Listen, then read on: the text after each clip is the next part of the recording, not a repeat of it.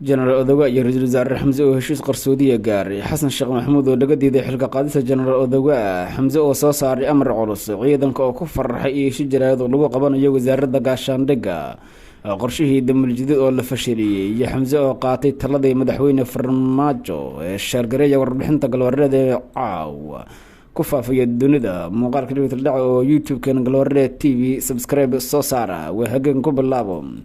xamse cabdi bare ra-iisul wasaaraha soomaaliya ayaa soo saaray amar degdeg ah. xasan sheekh maxamuud ayuu ku wargeliyey inaan jenaraal odowa yuusuf raaga xilka laga qaadi karin sababo badan ayuu cuskaday. wuxuu sheegay inuu haliyey ciidamada qalabka sida u hiiliyey islamarkaana kasoo saaray xaalado adag oo ay ku sugnaayeen. wuxuu ku wargeliyey in jenaraal odowa aan laga qaadi karin xilkan uunu sii haynayo. wasaaradda gaashaandhigga ayay hadda ku wada sugan yihiin jenaraal odowa, ra-iisul wasaare xamse iyo xasan sheekh. warbaahinta ayay la hadlayaan. ciidamada qalabka sida ayaa ku farxay tallaabada uu qaaday ra-iisul wasaare xamse cabdi bare. waxay sheegeen inuu u hiiliyey iyagoo uga mahad celiyey talada madaxweyne farmaajo inuu qaatay. odowa yuusuf raaga ayaa sii ahaanaya taliyaha ciidamada xooga dalka soomaaliyeed. waxaa lagu ammaanay waxqabadkiisii sanadihii lasoo dhaafay intii uu hayay xilkan iyo isbedelkii uu ku sameeyey ciidamada qalabka sida. sargaal da'yar iyo hogaamiye wanaagsan oo ciidamada qalabka sida u ah hormuud ayaa lagu tilmaamay. waxayna ciidamadu sheegeen inuusan soo marin weligood sargaal isaga ka fiican. xasan sheekh maxamuud iyo kooxda damuljidid oo damacsanaa inay axmed macalin fiqi ka dhigaan taliyaha ciidamada xooga dalka soomaaliyeed ayuu ra-iisul wasaare xamse kasoo horjeestay. wuxuu u sheegay in marnaba aanay u qalmin ninkaasi in taliyaha ciidamada xooga dalka soomaaliyeed laga dhigo. aysan xukuumadda ra-iisul wasaare xamse diyaar u ahayn inay la shaqeydo, laakiin odowa yuusuf raaga uu yahay ninka keliya u qalma jagadan inuu hayo uuna sii haynayo inta noloshiisa ka dhiman ama inta ay jirto xukuumadda ra-iisul wasaare xamse cabdi bare. kooxda damuljadiid ayaa damacoodii ku hungoobay, waxaana magaalada muqdisho ay ka bilaabeen aflagaado ay markaasi u geysanayaan ciidamada qalabka sida iyo kala dhantaalada ay ku sameynayaan howlgallada ciidamada, iyadoo la xagaldaacinayo dadaalka ra-iisul wasaare xamse iyo taliya odowa yuusuf raaga ay ugu jiraan inay si toosa ciidamada qalabka sida u garab galaan, islamarkaana howlgallada ciidamadu ay galayaan ay kala qayb qaataan si ay ugu guuleystaan dagaalada lagula jiro kooxaha argagixisada ee al-shabaab iyo daacish.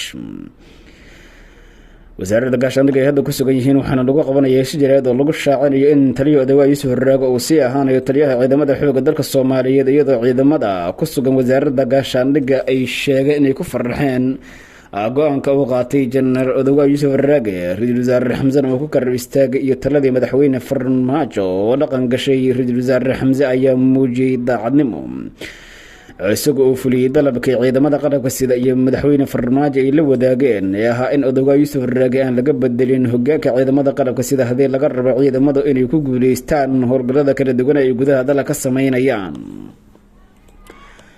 qorshayaasha kala duwan ee dowladda iyo xogaha la xiriira sida loo maareynayo hogaanka ugu sarreeya ee dalka ayaa waxaa keliya ee ciidamadu hadda ay ku niyadsan yihiin.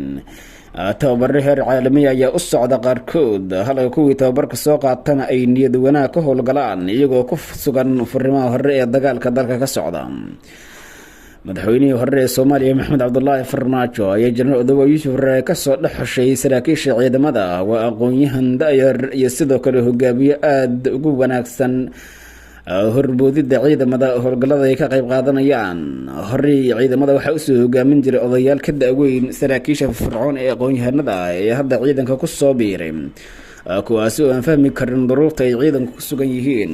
sidoo kale ciidamada ayaa sheegay in ay hogaankooda ku kalsoon yihiin marka loo eego dhinaca dhaqaalaha, maadaama mushaararkooda uu ku gaari jiray hab biometriga ay hadda si toos u helaan iyadoo aanu jirin wax masuq maasuqa oo odowa yuusuf raage uu markaasi ku tilmaamay. waxay sheegay inuu yahay daacadda mar walba u dhega nugul ciidamada, islamarkaana ku garab istaaga duruufo kasta oo soo wajaha, iyadoo arrintaas ay sababtay in ciidamadu ay ku guuleystaan in niyadooda ay wanaagsanaato mar walba ayna ka qayb qaataan dagaalada dalka ka socda. halka taliya odowa yuusuf raaga ka hor ciidamadu ay aada u niyad jabsanaayeen, marnabana aysan ku dhiiran karin inay qaadaan tallaabooyin al-shabaab lagula dagaalamayo maadaama aysan haysan garab istaaga dhiirigelin iyo sidoo kale agab kala duwan oo ay ka howlgalaan. keedka ciidamada qalabka sida ayaa odowa yuusuf raaga wuxuu sheegay in bisha markay 25 mar ay la geeyo raashinka. go-aanka uu qaatay ra-iisul wasaare xamse cabdi barre ah in General Odawa Yuusuf Raage aan laga bedelin hogaanka ciidamada qalabka sida ayaa noqday mid ay si weyn u soo dhaweeyeen qaybaha kala duwan ee ciidamada iyaga oo ku farxay go-aankan oo ay ku tilmaameen inuu yahay mid si weyn ugu daneynaya ciidamada qalabka sida. ciidamada dowladda Soomaaliya ayaa dagaal ba'an kula jira kooxaha Al-Shabaab iyo Daacish iyadoo dhawaanahanba gobolka Boqol ay ka socdeen dagaalo kala duwan kadib markii Al-Shabaab ay weerar ku qaadeen deegaanka Soomaali galbeed iyo gobolka Boqol qaybo kamid ah madaxweynaha dowladda deegaanka Soomaalida Mustafa Maxamed Cumar Cagjar oo warbixin siinayay baarlamaanka deegaanka ayaa xog cusub ka bixiyay dagaalkii ka dhacay xadka Soomaaliya iyo Itoobiya ee u dhaxeeyay Liubulis iyo ururka Al-Shabaab. Cagjar oo su'aalo uga jawaabay xildhibaanada baarlamaanka ee dowladda deegaanka maxamed cumar cagjar madaxweynaha dowladda deegaanka Soomaalida oo warbixin siinayay baarlamaanka isla markaana ay su'aalo weydiinayeen ayaa sidoo kale tilmaamay inuu aaminsan yahay in ilaa iyo 600 oo dagaalyahan laga dilay kooxda Al-Shabaab maalmihii ay socdeen howlgallada. waxaa kale oo qoray in dhankooda uu khasaare ka soo gaaray dagaaladaasi balse ma shaacin tirada dhimashada iyo dhaawaca soo gaaray askarta ciidanka Liubulis. waxaan aaminsanahay in 600 oo Al-Shabaab lagu dilay howlgalladii maalmahan socday ilaa kuwii shalay adna waxba ka dhimanaya dabcan aan ku dilo oo waxbana iga dhiman mayaan socon mayso waa in la ogaado inaan dagaal ku jirno ayuu yiri Cagjar.